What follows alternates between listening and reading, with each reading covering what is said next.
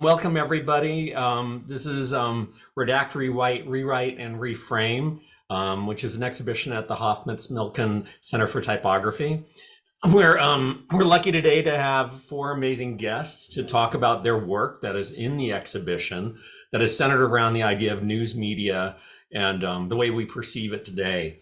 What's interesting is I was thinking about some of the founders' concepts of the news media, and Washington said, if freedom of speech is taken away, then dumb and silent we may be led like sheep to the slaughter.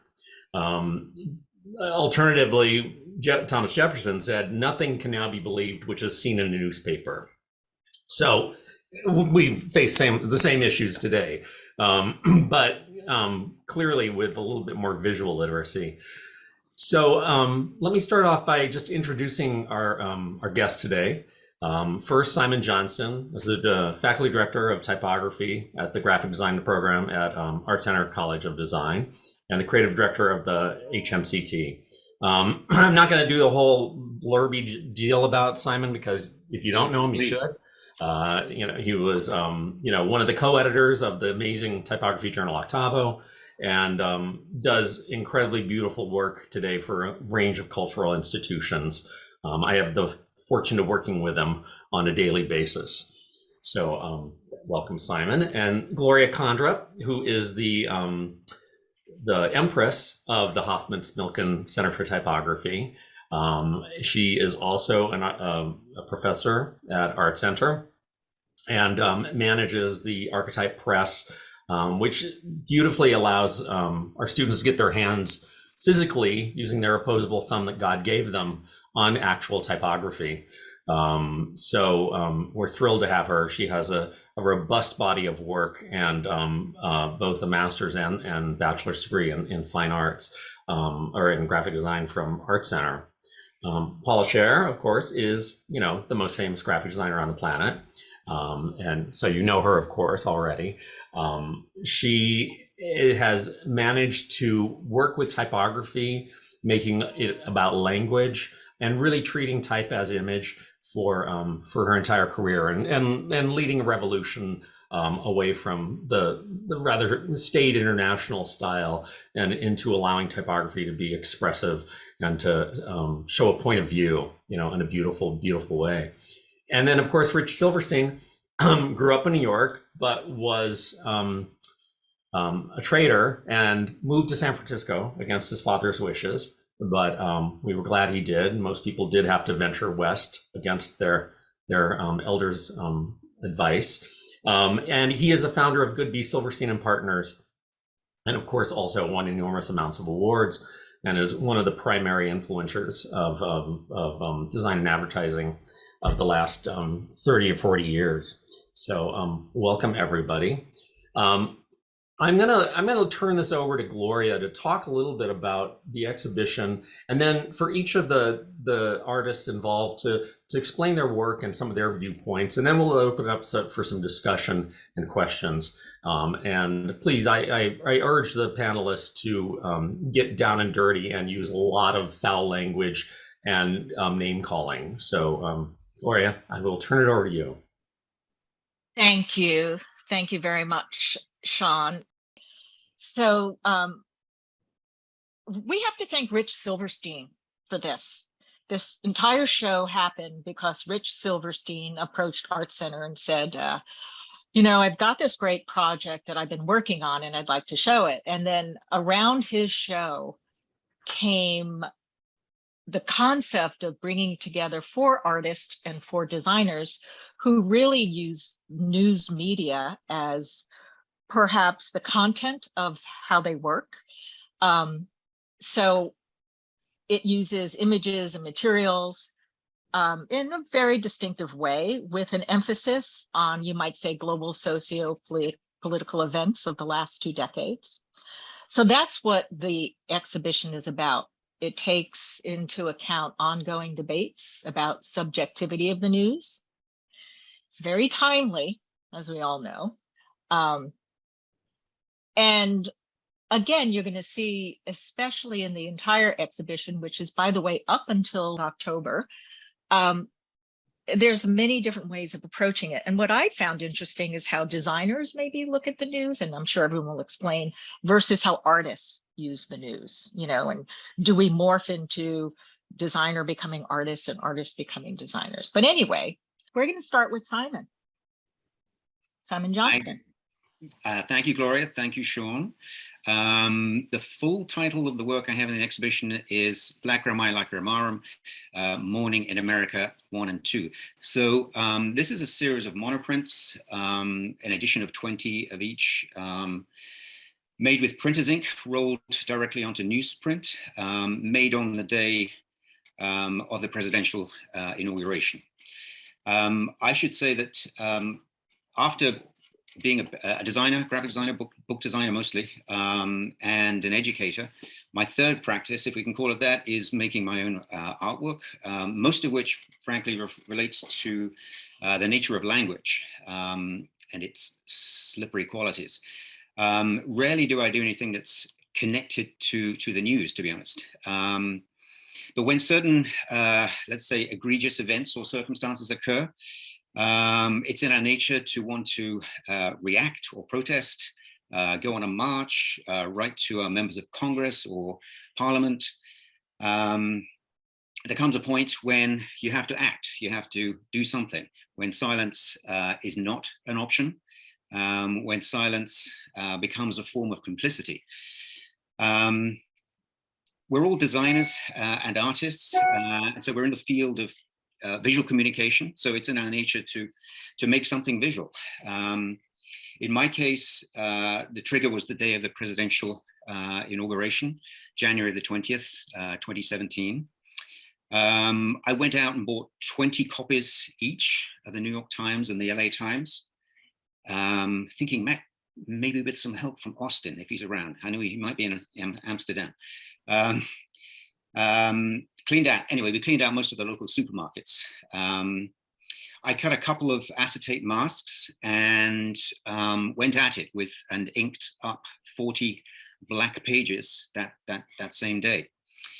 Obviously, it's just a very simple act, a direct gesture, obliterating images and texts.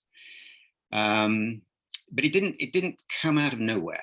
Nothing ever really does, other than, shall we say, a sense of mood and a black mood, shall we say, and foreboding. I'd always been fascinated by the black page that appears in Laurence Sterne's novel, The Life and Opinions of Tristram Shandy, Gentleman, which was first published in volume 1 of 9 volumes, were published first in 1759. A lot of you may be familiar with it. It's a famously inventive and fabulous inventive literary work, and kind of, shall we say, it's a postmodern novel, before there was even modern, shall we say. There were all kinds of little interventions, like the Black Page, which commemorates the death of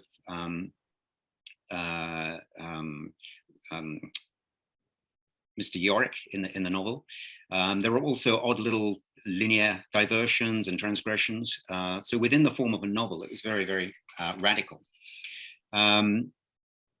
I'd been researching this Black Page, and then subsequently came across some really other fascinating research into earlier 17th century, an English tradition of black mourning pages. And I have to, at this point, thank some research from Whitney Tretian of the University of Pennsylvania and Helen Williams of Northumbria University, who tracked down many of these examples. So these are different printings of the same novel at different times. Within the novel, in the first edition, it's actually, the black is printed on both sides of the page. So although Laurence Sterne's inclusion of the Black Page was radical in a literary context, the research showed that, in fact, it was actually already a 150-year-old tradition of using black borders, framing title pages and of funeral sermons, for example, or black mourning pages on the death of someone prominent. So this, for example, is from 1642. Yeah, I thought it's 1612, I'm sorry. So these are examples both of the black page itself, in this case with the family crest on the left-hand side, but also the heavy black borders on the right-hand page. And these are from Joshua Silvester's 1612 elegy upon the death of Prince Henry, who was King James I's son. As you'll see from the title down below, this is where I took, borrowed, sampled, stole, whatever you want to say, the title of my work, which in fact, as I mentioned earlier, is just the first half of the title. The second half of the title of the work is Morning in America, with a U. And that in itself, some of you will be familiar with it. It's a riff off the 1984 Richard Nixon TV advertisement called It's Morning Again in America, without the U. I'm aware, I would say, that the Lincoln Project made an ad called Morning in America with the U in 2020. But I'm also obliged to point out that it was made 3 years after I made my work, even though I'm sure they were not familiar with my work. So this was also an interesting thing that came out of the research. This is a black square printed in a book published in 1617 by Robert Flood. The book was called Macrocosm. Flood was a physician and a mystical philosopher with scientific and occult interests. This square was called The Darkness Before the Light Was. And written on all four sides in Latin is the phrase, and the translation reads, and so on to infinity. So it was more a reference to the origins of the universe than it was to a memorial page, right? But I do find it fascinating in it's just the field of black. And I think I draw a, I don't think it's difficult to draw a direct connection between this and Kazimir Malevich's suprematist black square painting, almost exactly 300 years later in 1915. So I think of these works almost as being connected, shall we say, to the 20th century form of monochrome painting, but monochrome painting, let's say, in a context.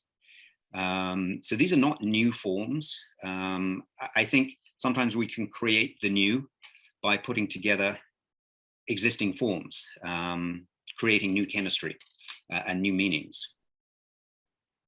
Just in conclusion, I think these black pages are really mourning pages in the traditional sense. In a sense, maybe mourning for democracy, shall we say, which is an ongoing thing right now. They are, shall we say, a reaction, a redaction, and a sort of performance piece. It was like a cathartic ritual to paint all 40 in one day, a symbolic gesture, or it may be all of the above. You decide. That's it. All right, thank you. Thank you, Simon, so much. Gorgeous work. Thank you. Simon, I worked for Hal Riney, who did Morning in America for Reagan. He shot it in Petaluma, California. It was like the most famous commercial for running for president. Oh, I think I remember that too. So I started this project called Above the Fold during the minute we were asked to lock down in LA, COVID. We Above the Fold, I got the title because Above the Fold refers to the most important news of the day was always above the fold in the newspaper. So whatever was important, that was what was on the title page. The masthead of the page was always included what would be considered the most important news. Most of the time, unfortunately, it was pretty dismal. The death of a president, the failing of the crash of the stock market. Every once in a while, we get some great news. Men walk on the moon and Nelson Mandela freed and Nixon resigns. I consider that great news. But so when we started our lockdown, I was getting the Financial Times delivered here at the HMCT. Unfortunately, they couldn't get into the college, so they just kept throwing the Financial Times across the against the building. And so I had it redirected to my home because obviously we couldn't leave. And so every day I would get the Financial Times, and I looked at it as a way of staying connected in a very tactile form to what was going on in the world. And also, again, the Financial Times, as opposed to reading the New York Times, which I always do every day too, or the LA Times, I thought the Financial Times really covered a bit more of a worldview that sometimes we don't get in US newspapers. So I found it very fascinating. But the minute lockdown started, I thought, well, you know, will we remember what was important socially, politically, digitally? And I thought, okay, maybe I can just document this or make it a testament to this was important information, because it was above the fold. And so I set up in my home press. I decided, okay, I am going to do this. I figured I can do this for 2 weeks, because I kind of thought, you know, initially they said, maybe you'll have to be locked down for 2 weeks. And I said, okay, every day for 2 weeks, I will go into the press and then I'll print a documentation or, you know, or a testament as to what I felt was, you know, or what the Financial Times thought. It's their opinion, what they thought would be newsworthy during this time. So I started with day 1, and then I thought, okay, let's just go to day 2 and day 3. And I thought, okay, I can keep doing this for 2 weeks. But unfortunately, it ended up to be 100 days. And I faithfully, for 100 days, went in and I documented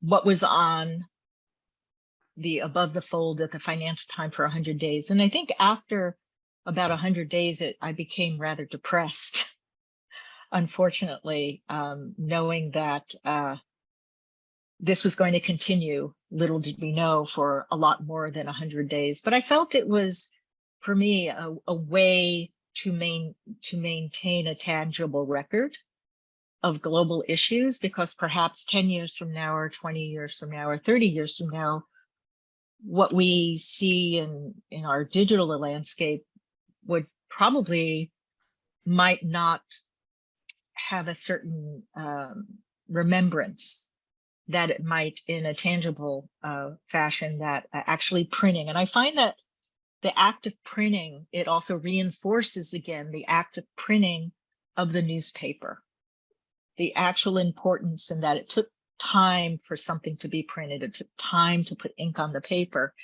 And I think it becomes an even more important statement of what the occurrences were. And that's basically it of what I did for 100 days during the first COVID lockdown period. Paula, it's up to you. So this was something that I did around, I think, 2008, after the end of the Bush administration. What happened was, or no, it's maybe before then. I'm trying to remember what years. It was in the early 2000s. I had begun painting maps, which I still do. And the maps were large scale and they were filled with information. And the information is what I would call abstract expressionist information. The information came from real sources, but the positioning of it or the impact of it created an impression that didn't alter the meaning, that it was sort of right. It was sort of about how people understand things. And it has to do with how one absorbs information.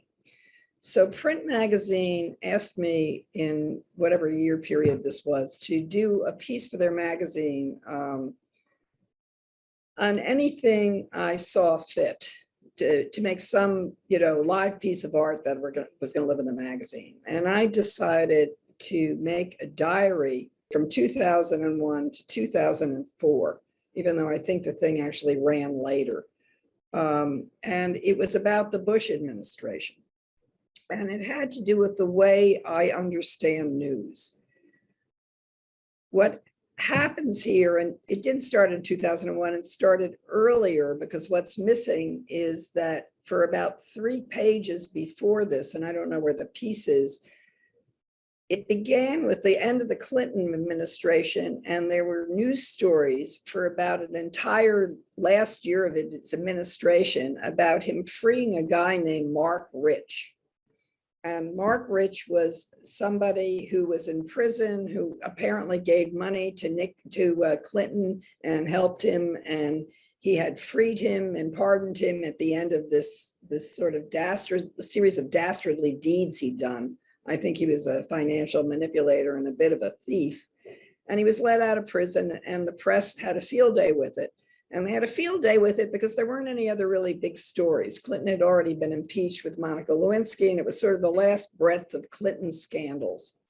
And then one day in 2001, after George Bush was elected, this terrorist attack took over. So there was sort of press stories about Bush being elected and sort of that he didn't seem up to the job. But then all of a sudden, there was this terrorist attack, and you're seeing that there right in the corner of the page. And that the narrative shifted from Mark Rich and sort of dumb George Bush into this terrorist attack that went on all the time, nonstop, for a very long period of time. Terror, terror, terror, anthrax, terror, more terror, terror, US Marines will land. And suddenly we were in Afghanistan, and then lo and behold, there are weapons of mass destruction in Iraq. And it gets into Osama bin Laden suddenly emerges. And I never heard of Osama bin Laden before, but sometimes all of a sudden, Osama bin Laden is causing this thing, and there are weapons of mass destructions, and there are dirty bombs, and there are all kinds of really terrible, scary things. And it's horrible, horrible, horrible. And then this big headline emerges that Saddam Hussein has weapons of mass destruction. Now, these stories happened over periods of months. There's a calendar on the side, and you can sort of beginning to see the stories emerge, and they blow out other stories, which is the pattern of the news media. So that you build up this fear of terror, terror, terror, the Dow drops, companies fold, there's more terror and terror, and then the Saddam Hussein story starts to dominate all. So this thing becomes a sort of march to war in Iraq. Now, why Iraq? I still don't remember. I remember we were in Afghanistan, and then somehow Saddam Hussein was either in Iraq or dealing with Iraq or whatever had happened there, because that wasn't his homeland. But we were in Iraq, and we were invading, and we were doing it to save democracy and to get even, and because Colin Powell, a very nice man, said there were weapons of mass destruction at the UN and held up a little vial that he was pressured to do the biggest mistake of his career. And we were even more moved to go to war, and suddenly we were entering war, and there was war, and war was great. War was on television. It was on television, it was in the news, it was all the time. And then there were words like shock and awe from our director, our Secretary of Defense. And these things were terrifying and exciting at the same time. And it took up more news space and more news space, on and on and on, until it just wiped us all away. Then all of a sudden, it starts to move into kind of other stories. And there's the beginning, when you get into this and read this, that they're beginning to understand that what Colin Powell said was wrong, or that maybe we were misled. And then all of a sudden, other things like a blackout in New York City replaces all these horrible war stories. And somewhere along the way, it ended.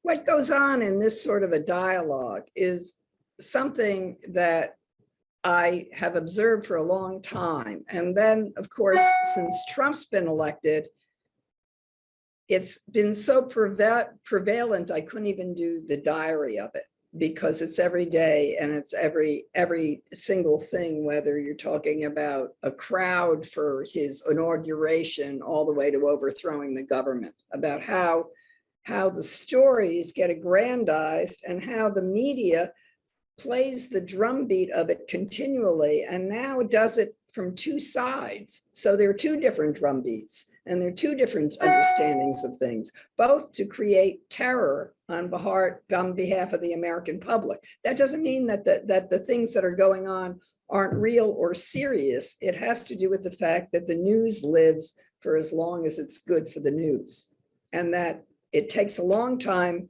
for the news to be disseminated and analyzed, so that the news may not have been initially terribly critical of what Colin Powell was doing, and he was informed by others until way after it's too late, which is what's so terrifying about it. On the one hand, there's the service put out, and on the other hand, we have no ability to step back and look at it in total and figure out how to resolve things that are occurring.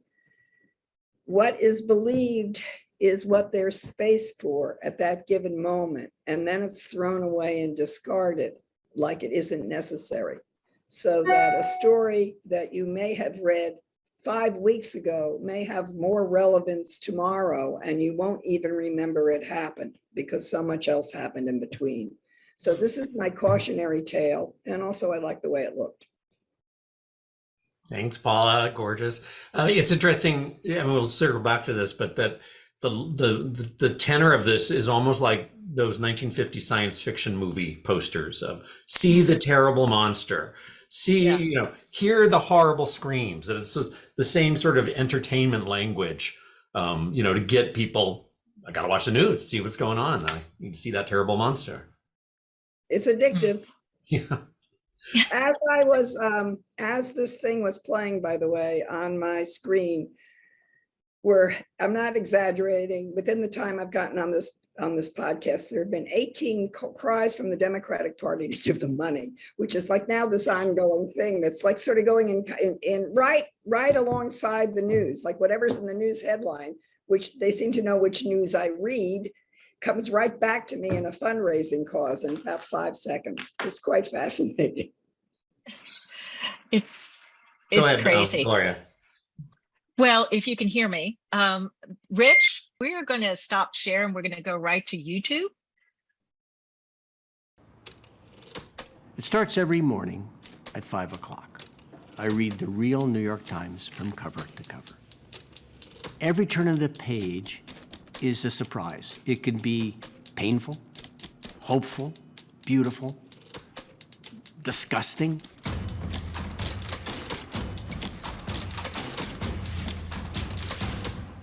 I love the feel of newsprint. I love the way the ink gets applied. I like that it's translucent one moment, opaque the next. To me, it's alive. I'm Rich Silverstein, and this project represents a collision between my personal and professional life. From being a graphic designer, to being an art director in magazine editorial, to becoming a creative director in advertising.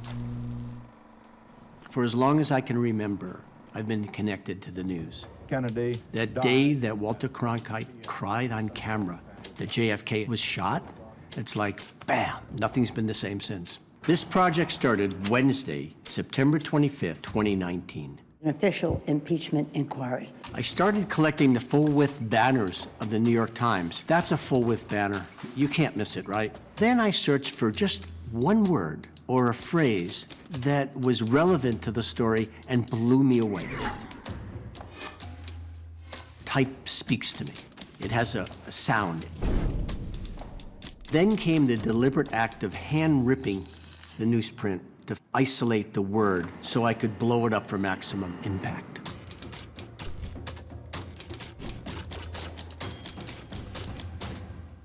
"85 days later, this project was over.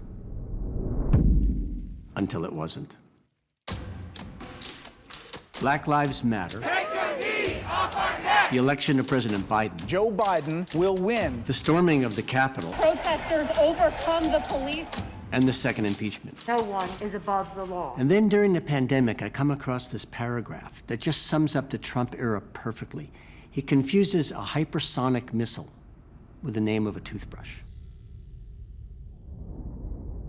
And that's all I needed for the title of this show. I read the news today, oh boy, which is kind of the way I feel every morning, like I can't believe what I'm reading.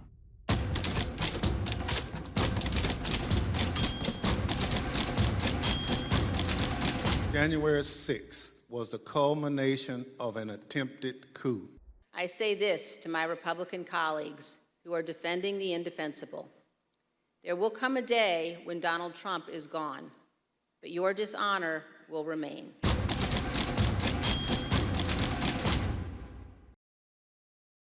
Okay, so what's interesting here is I talked about the centerpiece is all the, from Nancy Pelosi opening to Trump impeached is the center part. That's like in the universe, that's the sun.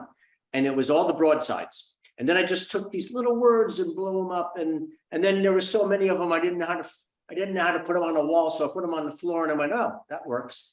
That's the truth of that one. I love photography, news photography. I love editorial. I was an art director at Rolling Stone. Not that I did anything great there, but the idea of a newspaper having to churn out quickly and you have to make decisions quickly. And I think as students, you should think about that. Don't dwell on ideas. If it feels right, it's right. If it doesn't feel right, it's not right. Now look at these two pictures. The one on the left is the painting of the signing of the Declaration of Independence. Bizarrely, it hangs in the Capitol where all this riots were happening. And on the right is a photograph in the White House with the same kind of all the heads going to the right to this one person, and he's holding up, "I'm acquitted." And I couldn't believe this diptych, this idea of how far the country has fallen. So I think photography and graphic design go really well together. And then now you've got to go see it, because I think it's in the staging of the show feels really good at the gallery, and it was a happy accident of all things that came together. And there's two impeachments. There's on the left side, you see a blue and a orangey photograph. The left one is Black Lives Matter. It was a march in Seattle, and the heavy armor with guns pointing at people. And on the right, one lone Black man holding back the hordes of the Capitol. I love I love cynicism, and I love the pain of the news all wrapped together. And that's pretty much what I got. I think we should go to questions. Thanks, Rich. Whatever Gloria wants to do. It's interesting. I worked on a project years ago for a university, and in a similar vein, asked one of the recipients of the previous promotional work they'd gotten, what do you think about it? And she said, I cut it all apart and put it back together again to try to figure out what the truth was. Which I really found interesting. That clearly she did not believe a word that she was being told officially, but if she cut the pieces apart, sort of like you did, of like, I'm going to cut this apart to try to get to the heart of the truth beyond the pablum that I'm being force fed. What's funny about that is that I don't know about all of you, but I am terribly dyslexic.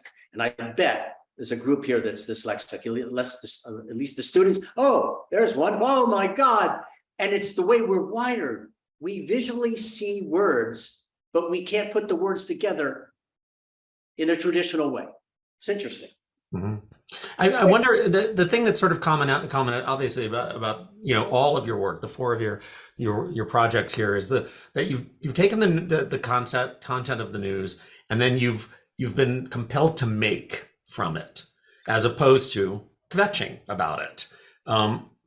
Why make anything? Why not just call your friends and kvetch? Paula, I'll start with you about that. Well, that's what we do.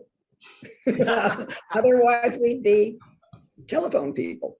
I have actually a question for Rich, because I forgot the name of there's a famous little newspaper in the United States in the middle of the country, and he was a model. The editor was a model for a lot of other editors, because he used to take the newspaper and tear it in half and not read things in order, because he said that you saw more about what was going on in the world that way, that the sort of constructed order, which put things in sequence of time, is not actually accurate. Like like all of a sudden, like if you think the semiconductor story in the past couple of days, right, about Biden getting the semiconductor thing through Congress, is really related to stuff that was going on about 4 years ago. that hasn't been resolved, and you don't know it. So if you read it, you may just pass over the story because it doesn't mean anything to you in relationship to China.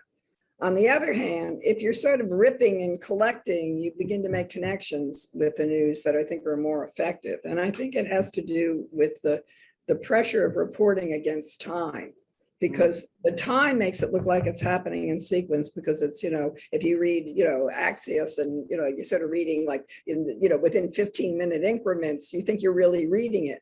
But actually, it's all disrelated or just connected to a small thing that doesn't matter in too much detail, that then can be exposed by something that's 3 weeks ahead or 2 months behind. It's fascinating. I mean, that's what I began to discover by writing the news, because writing the news was sort of this deliberate action of what I saw, almost like a diary, and all the answers to it were, like 2, 3, 4, 5 months before the end result.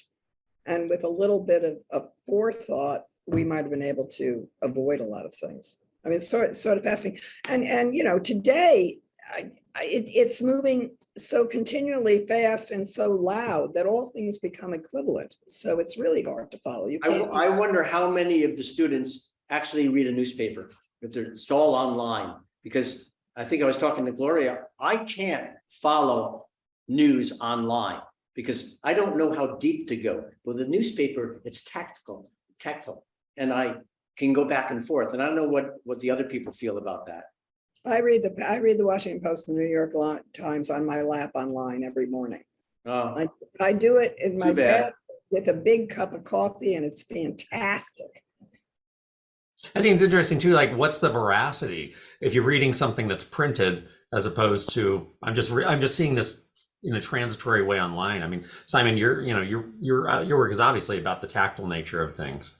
Sure. I mean, I think going back to what we were just referring to there, I read the Guardian English newspaper online every morning, but I also receive there's a weekly Guardian print edition.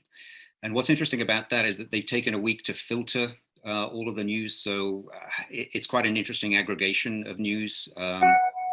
I think it's important for students to understand that a lot of news, wherever you get it from, look at who owns different newspapers. Look at how many newspapers Murdoch owns and where, and what comes out of them. Look at who owns the Daily Mail in England, the Daily Hate Mail, as it should be called. That becomes one of the most important things. You need to know, where is it coming from first. Then you get a sense of perspective on where it's coming from.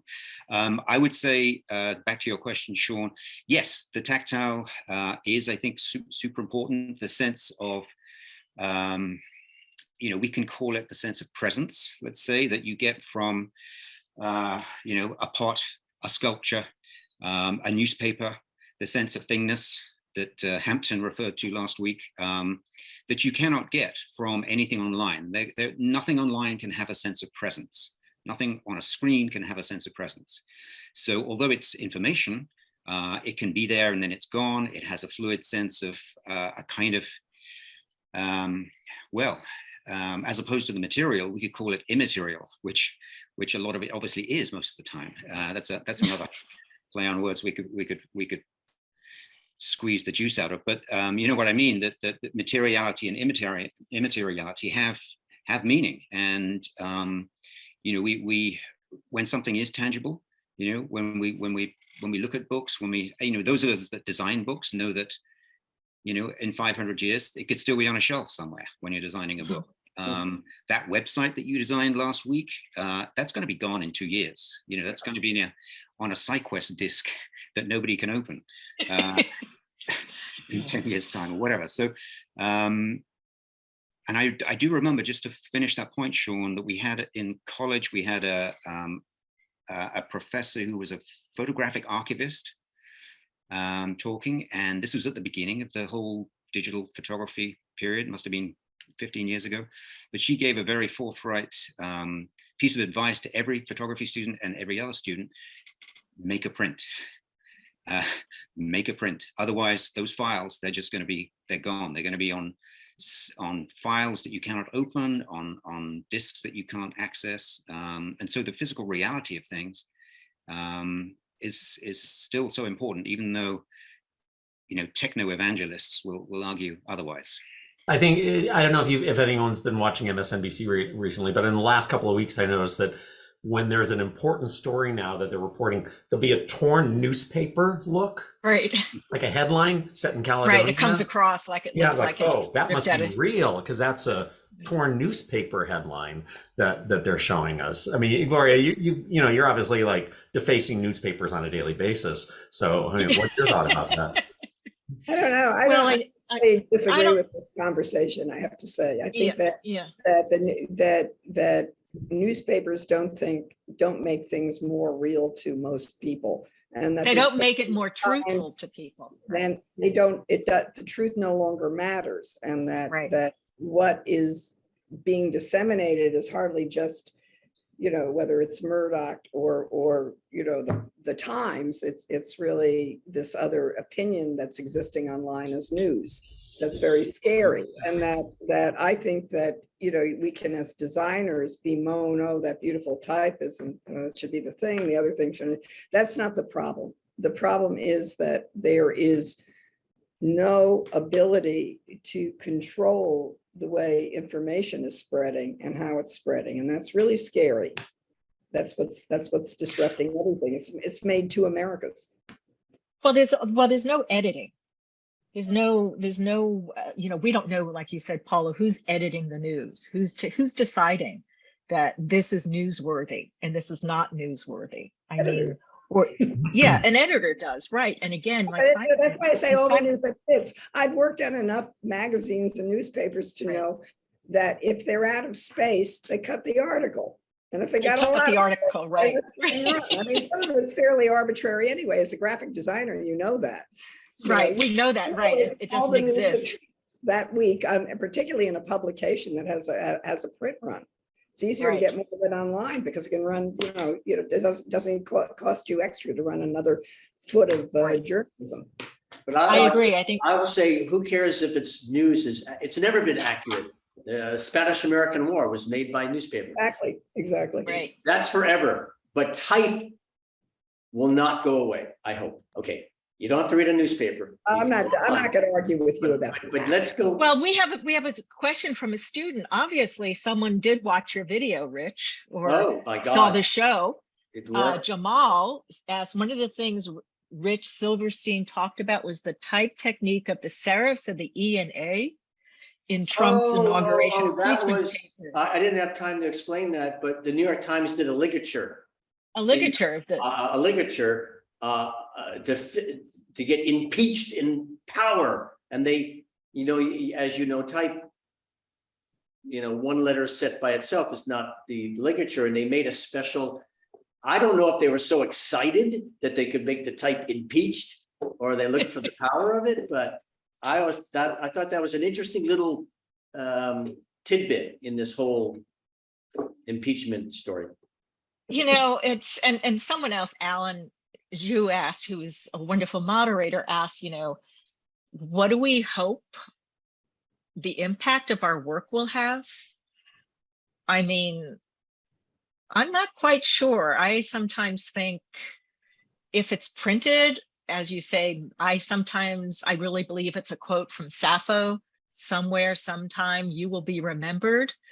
So in my brain, maybe someone will come across a piece I've done 100, 150 years from now, if it is printed and not digital, and someone might look at it and say, you know, what's this, Paula? You know, who is this Paula Scher, or who's this Simon Johnston, and why did they do this? You know, sometimes there's a lack of contextualism with something that's found 200 years later or 150 years later. So personally, I think it's a mental exercise for all of us. Yeah. I could see we all have jobs, and this is not someone, and no one's paying us to do these other things. Don't you think it's a mental gymnastics that you have to do? Yeah, I would agree. I think it's sometimes you have to react, and when you're in a visual field, that's your toolkit. That's what you do. That's your voice. Mm-hmm. When I don't know if the students, some of them are not old enough to remember this, but those of us that were sort of pre-internet, if you recall at the beginning, people were talking about the idea that news would be disseminated everywhere, that it would force democracy because all the information would be available to everyone all of a sudden. And of course, that didn't happen. It just fractured. And so it just became like splinters of like, I only want to hear that news. Right. That's it. I want my news, not their news. That's You know, what's very true. 1984 was the most powerful book I ever read as a kid.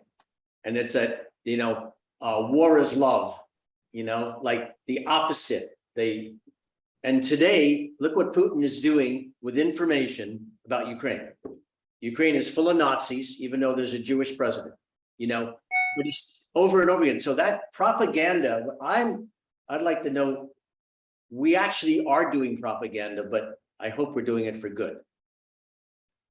Well, your viewpoint is real, and other people's viewpoint is propaganda. That's sort of the way that goes. You know, the problem is it's a slippery slope. Yeah. In both. I mean, I think it's more the awareness of what's actually happening that matters, because that will make sane people make better decisions, I would assume. I hope so. I mean, in this piece I just took a documentary approach to it. I had no opinion. I just said, this is what's happening according to the Financial Times, and I just documented it. I didn't say it was good. I didn't say it was bad. I think when you look at it in hindsight, you know, you go, oh my God, you know, all of this really did happen. You know, what was going on at the time of this terrible epidemic. You know, you look at other news items that were going on all at the same time. And I think that's sometimes what we lose digitally. I mean, and I agree with you.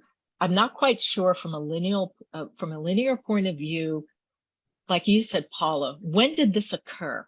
I find that difficult when I look at digital news to understand the sequential order of it. I was doing that piece of writing, and the news stories were doing the same thing, and it's 20 years ago. You know, I mean, I think that it's been occurring more frequently the more media channels there are, and the more people are communicating in a variety of ways. But the people were not online particularly then. I didn't read the newspaper online until maybe 5 years ago. But there seemed to be more to read. And I became more obsessed with it online because I could read more of it faster, and I could switch media. But I think that the amount of the way stories were reported, what's different, I think, is the increase of the channel by which you can receive the media, you know, which is the amount of articles, the amount of papers, the amount of television news, and the amount of internet news. And that when the first impeachment was threatened with Richard Nixon, who resigned, that was so easy because there was one trusted man in America who disseminated most of the news, and that was Walter Cronkite. And if you go back and you remember what he said about Roe versus Wade being passed, and I did because I was there, he said that we know it's wrong to force a woman to have an unwanted child.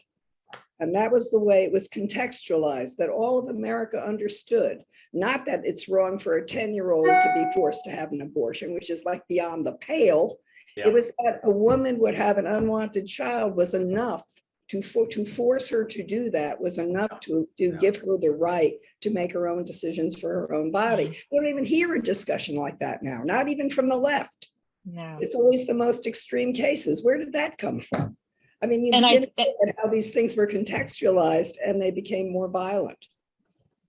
I also think, and going back to what we do as designers, the use of imagery, the use of text and photography, sometimes you get, especially when you're reading online, sometimes the ads are just as loud as the news themselves.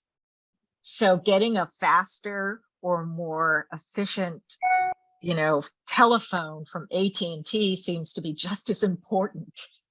When you look at something, it's very intrusive. I think the advertising in reading of the news. The advertising is why it exists. Yeah, we know that's the reason it's there. It's just a package for the advertising. It's not. Well, it gets faster to just sort of like kick it out than would turn a page. If you're like talking about lazy, like, I mean, I think I felt just like you did. And then I started reading online and I figured out what I was doing wrong was I hadn't figured out to put my computer on my lap in bed and get my legs up with the covers under it and have the cup of coffee. And that changed everything. Then all of a sudden I thought, what a great thing to do. You can't read a newspaper like that. Just fill the coffee. Paula, the first time I met you, you told me that you two were in bed reading the New York Times Sunday, and it was the biggest part of your life. I remember that. It was. It still is. I just do it on. Yeah. Not only that, I read it out loud to Seymour. Yeah. So we're gonna have to wrap this up because I have students that are slated to be in class at 2:00, and I'll just get a flurry of tardies if I don't. Any last thoughts from you guys before we move on? And Gloria, I hope you reconvene this group at another time because obviously this is going for quite a while. I just think for students, my only thing is I do it as of my own self-awareness. And you're right, I do it not because I think someone else will see it. And if it happens that someone else happens to see the work I do and they're affected by it, well, then that's why I'm a communicator. Because I want someday I will be remembered. I hope. So, Simon, Rich, Paula, any thoughts? Just one final thought, I would say also to students, just to encourage them all, and I think Hampton actually touched on this last week in his talk, encourage them all to, even when you're finished with college and you're out there doing your first studio work, keep some of your own work going on the side. Keep things going, follow up thoughts, do non-commissioned work for your own mental health, but also you never know when some of those experiments will find their way back into your professional work as well. And so it can be a good source of kind of experimentation and ongoing research. Mm-hmm. And I would say, stop looking down at your phone and look up at the world. Blah, blah, blah. I would say to the students that we're living in a digital world and you need to live in it. That doesn't mean you don't need to do something else as well that's tactile. It's just that you do need to live in it. And to all the people afraid that all the digital work is going to disappear, the Cooper Hewitt and many other design museums are collecting files and saving them. So I think that we're going to be in good shape. Great. Thank you, everybody, for joining us today. And thank you, Gloria, for pulling this together. Thanks for all of you who took time and joined as participants. Really appreciate it.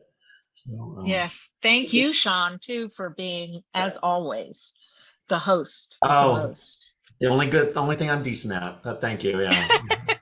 I think you're more than that. And thank you, Rich and Paula and Simon. I mean, it's great, and everyone should come see the show. It's really a beautiful show because there's a whole nother wing of it that is fine art based. It's something that I think while we can still have access, guys, come see the show. Thank you. Thank you, everybody. Bye. Thank you. Bye, sweetie.